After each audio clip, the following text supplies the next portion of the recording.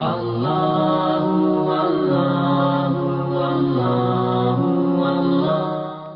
کی قسم کیا حدیث ہے، نوروا بیوتکم بتلاوت القرآن فلا تتخذوها قبورا۔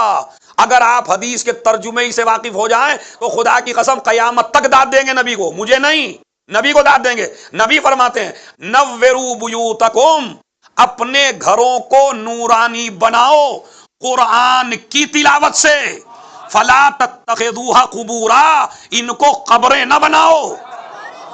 ارے میں توجہ جاتا ہوں، ان کو قبریں نہ بناؤ۔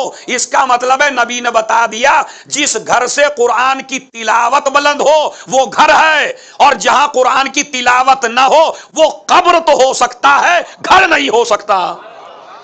اب یہ ہمارے اختیار میں ہے یا نہیں ہے؟ مثلا صبح کو نکلے بسم اللہ الرحمن الرحیم الحمدللہ رب العالمین، یہ قرآن آپ نے پڑھ دیا۔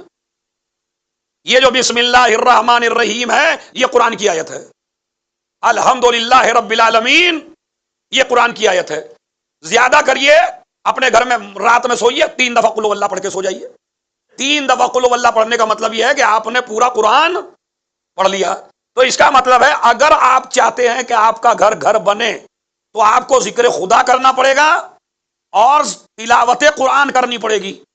تو اس کا مطلب ہے ایک ہے ذکر خدا، ایک ہے تلاوت قرآن، اور ایک تیسری چیز ہے جو جناب زینب کبریٰ نے شام کے دربار میں فرمائی ہے اور حاکم کو خطاب کر کے کہا ہے کہ تو ہمارے ذکر کو نہیں مٹا سکتا، اس لیے کہ ہمارا ذکر ہی خدا کا ذکر ہے۔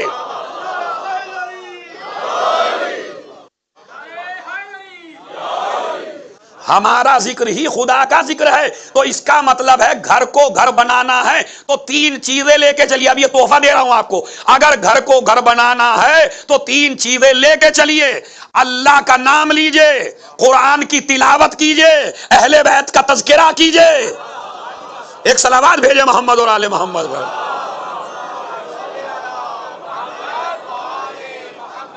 تب تمہارا گھر بنے گا۔ تو گھر کتنوں کے تذکرے سے بنے گا؟ زور سے بولیے۔ اللہ ایک،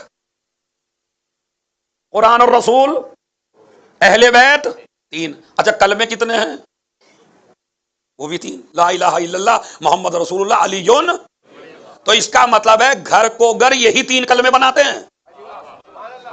اور اگر آپ اہل بیت کے تذکرے اور قرآن کے تذکرے سے دور ہوتے ہیں تو پھر چاہے جتنا اونچا گھر بنا لیجئے یہ گھر کہے جانے کے لائق نہیں ہے۔